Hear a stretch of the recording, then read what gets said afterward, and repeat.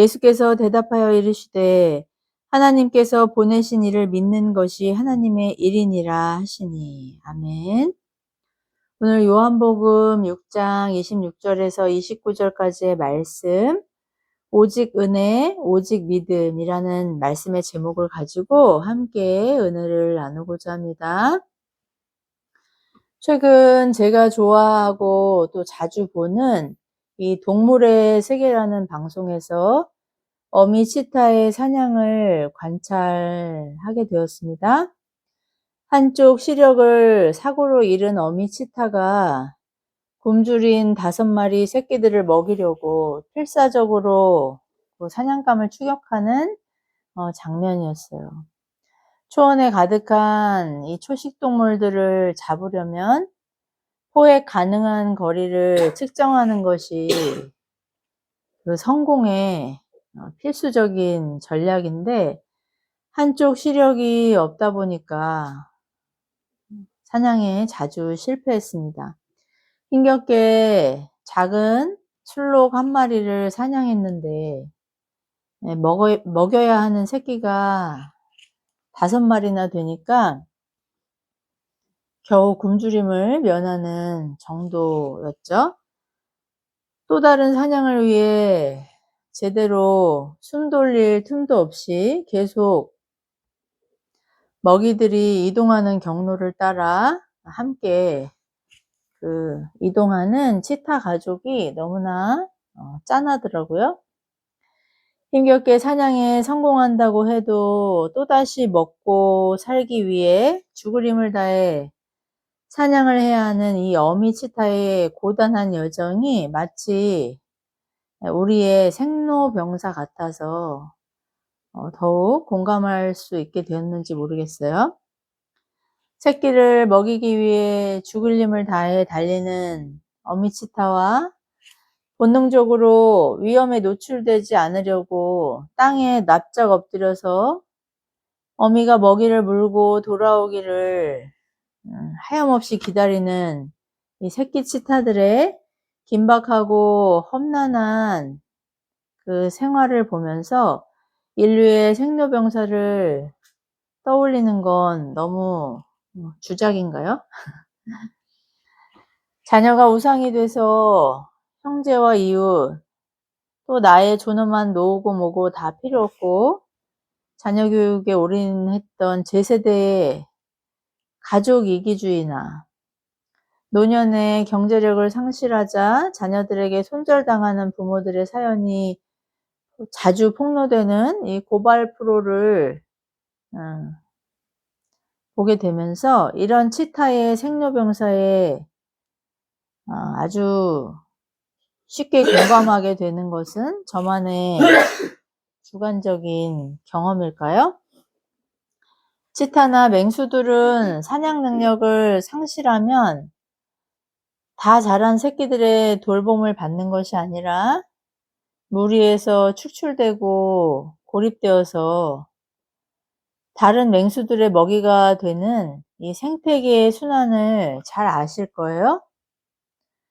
사람도 이런 생태계에 순응해야 할 존재일까요? 이에 대한 반발로 이제는 아예 결혼을 거부하거나 출산을 기피하는 현상이 일반화된 것 같아요. 저는 성공과 부를 위해 무자비하게 질주하는 이 물질주의의 세상에서 배려와 상생과 나눔을 경시하는 풍조가 맹수들의 양육 방식과 크게 다르지 않은 이기적인 생존 본능이라고 생각되는데 여러분은 어떻게 생각하세요? 물질주의는 오늘날의 시대정신을 연구한 이 사회심리학자 물질주의라는 이 오늘날의 시대정신을 연구한 사회심리학자 에리 프롬은 물질주의의 해악을 소유냐 삶이냐라는 그의 저서를 통해 고발했죠. 그는 자본주의의 핵심을 소비주의라고 정의합니다. 혹이 자본주의가 의존하고 있는 삶의 방식을 물질주의라고 그렇게 분석하면서 이 물질주의가 가치 있는 존재와 삶의 방식을 훼손하고 있다고 말하죠.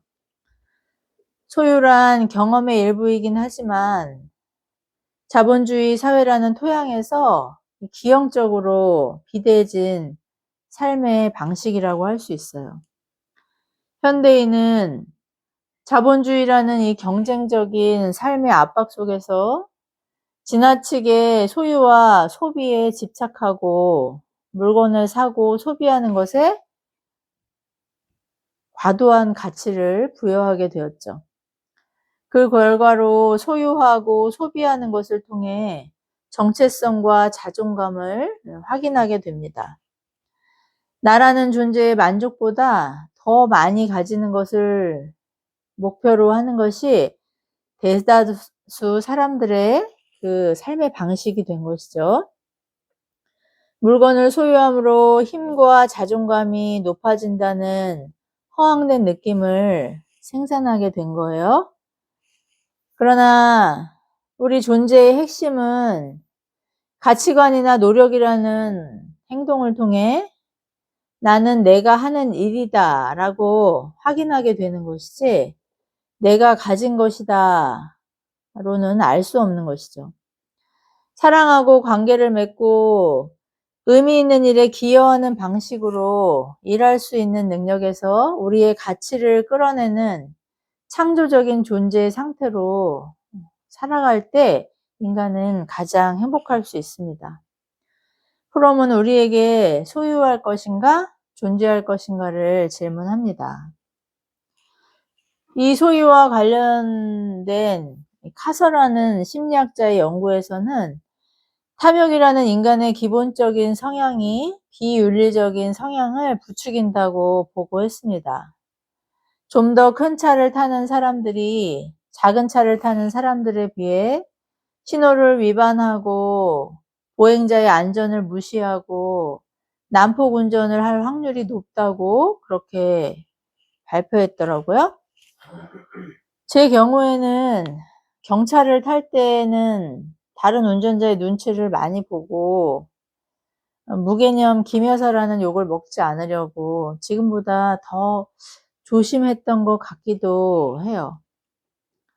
카서는 탐욕과 관련된 그의 연구에서 이 열망지수라는 지표를 개발했는데 열망지수란 개인이 물질주의의 가치와 목표를 얼마나 중시하는지를 점검할 수 있는 지표라고 합니다.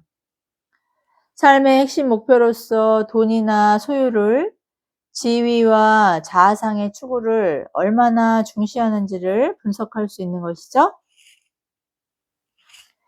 그는 사람들이 물건을 소유하고 어떻게 관계 맺는지를 추적 관찰하면서 매우 물질주의적인 사람은 그렇지 않은 사람에 비해 훨씬 더 인색하고 소유욕이 강하다는 결론을 발표합니다.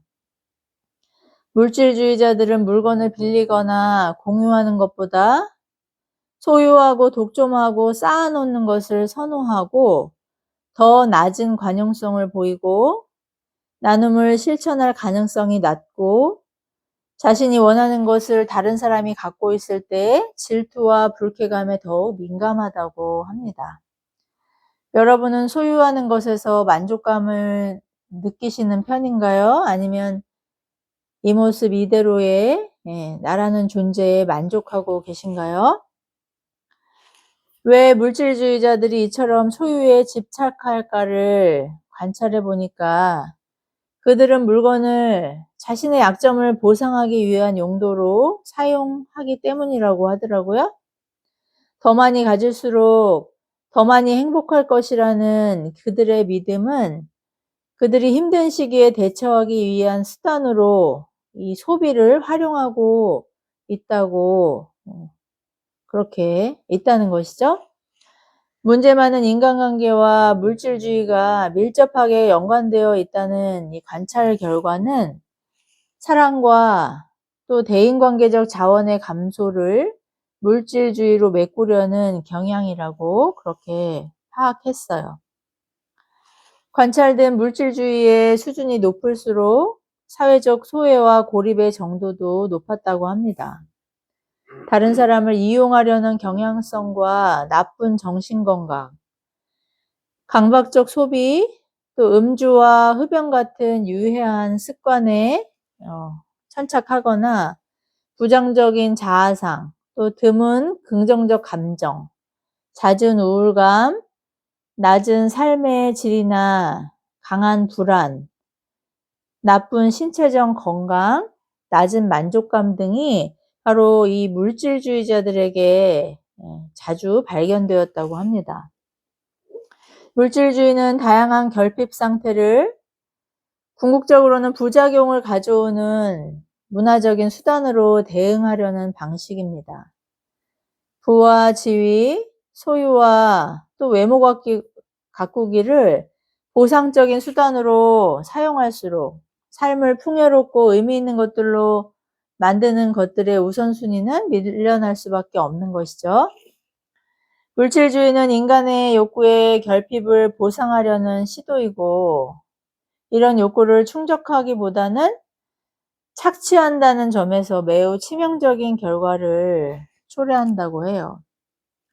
물질 만능주의가 대세인 나라에서 불안이나 우울, 자살이 증가하는 이유가 바로 여기 있는 것은 아닐까요? 오늘 말씀을 통해 유한하고 또 사라질 소유를 위해 경쟁하고 착취를 부추기는 이 세상에서 영원한 생명을 소유하고 누리고 살아가는 성도와 교회의 구별된 정체성을 확인할 수 있길 바랍니다. 세상은 알 수도 또 줄 수도 없는 이 만족과 누림과 나눔에서 회복을 경험하는 저와 여러분 되기를 예수님 이름으로 축복합니다. 이 자기사랑이라는 밑빠진 독에 물붓기 같은 소모적이고 만족이 없는 썩을 양식이 아닌 부요함과 화목의 양식이신 이 주님의 말씀과 순종의 결실을 매일의 삶 속에서 점검할 수 있길 바랍니다. 하나님께서 그리스도의 생명을 통해 값없이 주신 이 영원한 생명을 전하고 증거하는데 우리에게 주신 풍성한 자원을 더욱더 집중해서 경영할 수 있는 저와 여러분 되기를 축복합니다. 제가 처음 교회에 출석하면서 추앙했던 유명 설교자의 설교에서 들은 충격적인 예화입니다. 어떤 목사님이 가난한 어린 시절에 어머니가 갑작스럽게 들이닥친 손님을 대접하기 위해 파스타를 만들었다고 해요. 가난한 가족이 겨우 한 끼 먹을 정도의 파스타였는데 많은 손님을 대접하기 위해 파스타를 끓이던 어머니가 간절히 기도했더니 마치 오병이어의 기적처럼 파스타가 계속해서 끊이지 않고 공급되었다는 그런 예화였어요. 우리는 이렇게 상식을 벗어난 말도 안 되는 또 터무니없어 보이는 이야기를 들으면 정말일까? 과장이나 왜곡된 기억의 조작은 아닐까? 이렇게 의심하곤 하죠. 그러나 이런 이야기의 원조라고 할 수 있는 이 성경의 기적은 왜 의심하지 않고 또 그것이 진리라고 믿게 되는지 여러분은 스스로에게 질문해 보셨나요? 불신자들은 에이 말도 안 돼. 그걸 믿는다고? 너 진짜 천국과 지옥을 믿는 거야? 뭐 이렇게 반문할 기적들인데 성도들은 왜 세상은 알 수도 또 믿을 수도 없는 그 성경의 말씀을 믿을 수 있다고 당당하게 선언할 수 있는 걸까요? 여러분은 정말 성경에 기록된 동정녀의 수태 사건, 죽은 자를 살리시고 또 장애와 귀신 들린 자를 치유하시고 실제로 부활하신 주님의 승천과 바울이 주님을 생애적으로 만난 다메섹 도상의 임재 사건을 의심하지 않고 믿으시나요? 제가 이렇게 여러분에게 도전적으로 질문하는 이유는 저는 성경이 하나님의 말씀을 기록한 역사적이고 객관적인 진리의 말씀이며 실제적인 사건을 기록한 증인들의 증언이라고 믿기 때문이에요. 주님을 직접 보지 못했고 지금도 주님이 다메섹 도상에 바울을 만나 주셨던 것처럼 저를 그렇게 극적이고 또 가시적인 방법으로 만나 주시지도 않았고 여전히 주님의 음성인지 나의 욕망의 소리인지 헷갈리고 경건의 능력에서도 여전히 부끄러운 그렇게 저이지만 저는 주님의 기적과 계시의 말씀이 진리이자 하나님의 주권적이고 실제적인 역사임을 의심하지 않습니다. 처음 주님을 만났을 때도 이 길이 과연 그 길인가? 헷갈릴 때가 없었던 것은 아니지만 그때마다 항상 주님이 유대인들을 향해 나를 믿지 못하겠거든 내가 하는 메시아의 사역을 통해 나를 믿으라고 하신 그 말씀을 믿을 수 있었습니다. 성경을 기록한 증인들은 예외 없이 자신들이 주님이 예수 그리스도이심을 믿고 주님의 죽으심과 부활과 기적의 증인임을 목숨을 잃으면서까지 증언했어요. 우리가 인류의 역사라고 믿고 소중하게 아끼는 이런 유물이나 기록들은 사본학적으로도 그 수가 아주 적거나 미비함에도 증거로서 채택되고 존중을 받죠. 성경은 사본학적으로도 타 문헌들과는 비교할 수 없을 만큼 엄청난 그런 증거 자료들이 발굴되었고 연구를 하면 할수록 더욱 그 가치와 신빙성이 확실해지고 또 존중되어야 함에도 성경의 말씀을 관념적인 신화로 또 삶과는 개연성이 떨어지는 지적인 유물로 치부하는 것이 우리의 현실입니다. 그러나 우리에게 주어진 계시의 말씀을 진리로 확신하고 말씀을 순종하는 예수 그리스도의 생명으로 거듭난 성도라면 비록 불신자들이 그걸 어떻게 증명할 수 있냐고 우기면서 그런 신화를 믿는 너희는 정말 어리석고 무지하다고 해도 자신들은 미생물이 진화해서 이렇게 인류가 되었다고 믿는 것을 타당하다고 그렇게 우긴다고 해도 위축되지 말고 주눅들지 말고 그들의 무지와 진리에서 소외된 상태를 도리어 긍휼하게 여기고 그들을 어떻게 도울 수 있을까를 기도하고 또 섬김과 나눔으로 헌신해야 될 것입니다. 오늘 본문이 포함된 이 6장에 기록된 오병이어의 기적은 사복음서에 모두 기록되어 있어요.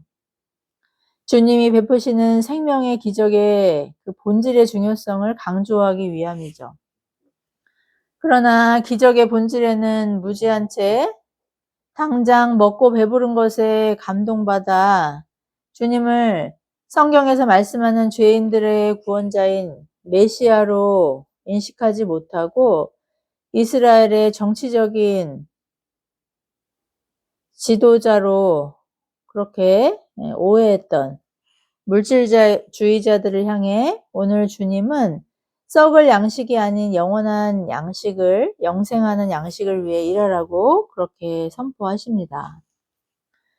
우리가 당장 먹고 마시고 소유하고 누리는 것은 모두 썩을 양식일까요?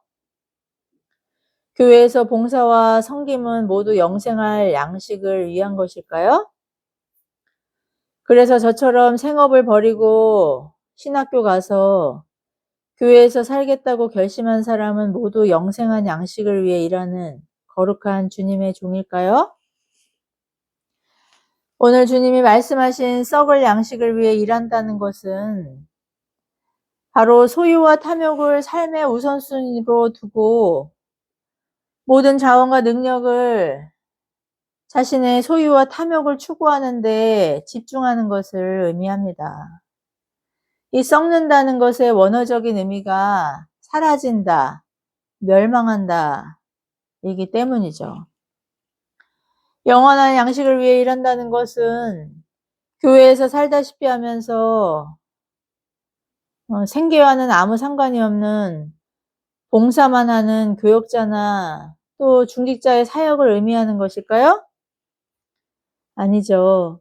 그렇게 따지면 주님께 대적하고 주님을 못 박은 바리새인들이나 종교 지도자들만한 사역자가 없을 거예요. 영생하는 양식을 위해 일하라는 말씀의 이 의미는 무슨 일을 하든지 어떤 은사와 달란트로 탁월함을 발휘하든지 그 일의 목적과 결실이 하나님의 이름을 높이고 감사와 찬송을 올려드릴 수 있는 예배자와 증인으로서의 직분에 성실한 것을 의미하는 것이죠. 베드로 사도의 선언처럼 영원토록 썩지 않고 무궁한 것은 오직 하나님의 말씀이고 그 말씀이 되어 육신으로 오신 예수 그리스도를 믿고 또 그 말씀에 순종하고 사는 성도 역시 이 생명의 양식을 공급받기 때문에 영원히 사는 것처럼 말이죠. 성속을 이분법적으로 나누어서 세상 일은 썩을 양식이고 교회 일은 영생의 양식으로 오해하는 것이야말로 썩을 양식을 위해 일하는 것은 아닐지 상고하는 시간 되기를 바랍니다. 성도가 정치나 또 사회적이고 구조적인 이슈에 무관심하거나 둔감하면 안 되는 이유가 바로 여기 있는 것이죠. 장로님이 업무 시간을 가짜로 작성하고 결근이나 지각을 합리화하고 책임을 회피하는 이유가 교회 봉사라고 해서 직장에서 손가락질을 받는 것은 주의 종이 받는 핍박일까요? 아니면 불의한 청지기가 책망받을 일일까요? 이처럼 썩을 양식과 영생의 양식의 의미를 분별하지 못한 이 이스라엘의 물질주의자들은 그러면 어떤 것이 하나님의 일인가를 질문합니다. 하나님의 주권적인 믿음이 구원받은 자의 일의 시작임을 깨닫지 못하면 당연히 인간이 얼마나 노력을 해야 하나님의 의를 이룰 것이냐는 자기에 집중하게 될 수밖에 없는 것이죠. 내 힘과 능력으로 또 자력으로 나의 공로로 하나님께 순종할 수 있다는 이 율법주의에 여전히 매여 있는 자신들의 이 물질주의적인 정체성을 이 질문을 통해 폭로하고 있는 것입니다. 모세의 율법이 유일한 진리라고 의심하지 않던 구약 이스라엘에게 율법의 실체이자 완성이신 예수 그리스도께서 오셨지만 그 주님을 보여주기 위해 모세가 율법의 모형으로 먼저 세워졌다는 것을 이해할 수 없었던 그들은 율법을 잘 지키면 됐지 또 무슨 다른 일이 하나님의 일이냐고 그렇게 도전했던 것이죠.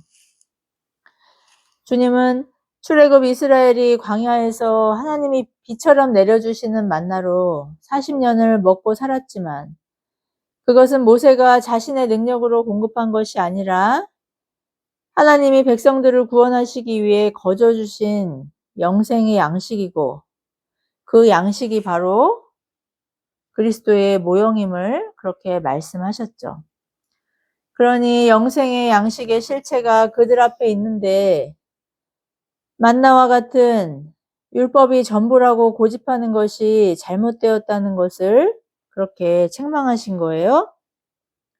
진짜 양식은 그치지 않고 썩지도 않고 참된 만족을 주는 양식이신 주님을 믿고 따르는 것이고 이것이 바로 하나님이 원하시는 하나님의 일이라고 그렇게 가르쳐 주시고 계십니다.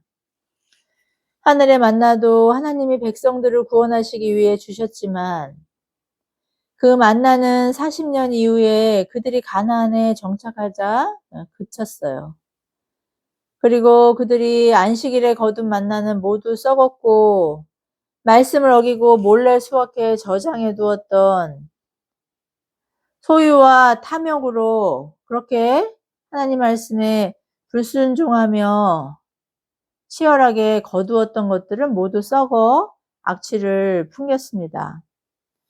날마다 새로운 양식을 공급하시겠다는 하나님의 약속을 신뢰하지 못한 그들의 불신앙은 썩은 만나처럼 생명을 주는 역할을 하지 못했죠.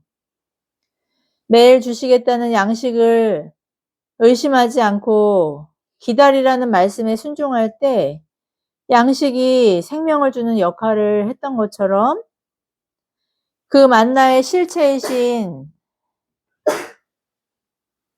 주님이 구원을 얻게 하는 생명의 양식이고 구원을 더욱 잘하게 하고 또 굳건하게 하는 양식이라는 믿음으로 성도와 교회는 하늘 백성의 존용과 거룩함으로 하나님의 일을 한다는 것을 항상 기억할 수 있길 바랍니다. 예수 그리스도를 나의 주님으로 믿고 따르는 것이 하나님이 우리에게 요구하신 하나님의 일이라면 이 믿음은 어떻게 소유할 수 있을까요? 성경은 분명히 이 믿음은 하나님이 택하신 자녀에게 주신 주권적인 선물임을 선언하고 있습니다. 여러분은 이 믿음으로 그리스도를 나의 주인이자 구원자로 고백하고 영원한 생명을 누리고 하나님의 통치와 주권이 온전히 이루어지는 하나님 나라를 소망하며 이 세상에서 믿음의 여정을 경주하고 계신가요? 이 믿음은 우리의 노력이나 공로로 얻어진 것은 아니지만 성숙함과 결실을 위해서는 주어진 믿음으로 말씀을 순종함을 통해 자라간다고 성경은 그렇게 말씀하고 있죠. 구원받은 믿음을 선물로 받은 백성에게 순종하는 믿음이라는 성화의 책무가 있다는 것을 기억할 때 게으름과 또 무능과 회피와 무관심을 핑계할 수 없는 것입니다. 여러분은 날마다 말씀과 기도를 통해 하나님의 자비로우심과 또 선하심과 신실하심을 누리고 살아가고 계신가요? 고단하고 위험천만한 광야에서 만나를 먹으면서도 하나님을 예배할 수 있었던 백성들처럼 생명의 양식이신 이 말씀이 주는 유익과 풍성함을 향유하는 저와 여러분 되기를 축복합니다. 비록 우리가 아프리카의 적자 생존이나 약육강식의 탐욕으로 피칠가불한 이 무자비하고 죽어야 끝날 것 같은 광야 같은 세상에서 신앙의 경주를 하고 있지만 세상은 우리의 존재 양식이 그런 것이고 그래서 힘과 능력을 소유해야 한다고 가스라이팅을 하고 있죠. 그러나 이런 세상은 죽었다 깨어나도 알 수 없는 예수 그리스도의 이 생명이 우리로 날마다 말씀을 사모하고 즐거워하고 향유하게 하고 매일의 삶 속에서 놀라운 은사와 자원을 만나처럼 내려주신다는 것을 확신하게 된다는 것을 항상 기억할 수 있길 바랍니다. 이 빼앗길 수 없는 영원한 생명을 소유한 상속자의 부요함을 많이 가지기 위해, 더 많이 가지기 위해 다른 사람의 것을 빼앗아서라도 나만 가져야 한다고, 그것이 이 삶의 존재 방식이라고 말하는 물질주의로 탈진한 인생들에게 성김과 나눔으로 증거하는 저와 여러분 될 수 있기를 예수 그리스도의 이름으로 축복합니다. 기도하시겠습니다. 자비로우신 하나님 아버지 은혜를 감사합니다. 오늘 말씀을 통해 사라지고 또 멸망할 것들을 추구하며 그것을 소유함으로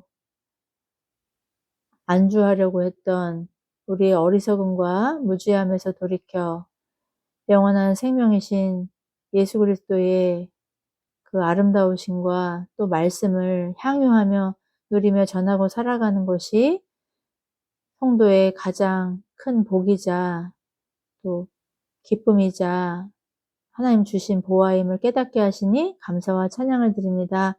이 시간을 통하여 우리에게 주신 이 다함이 없는 영원한 하늘의 그 신령한 자원들을 우리의 삶 속에서 먼저 누리고 또 공고한 세상 가운데 흘려보내기에 부족함이 없는 하나님 기뻐하시는 청지기요 또 의의 도구들로 날마다 잘하고 승리할 수 있도록 우리를 더욱더 강건케 하여 주시옵소서.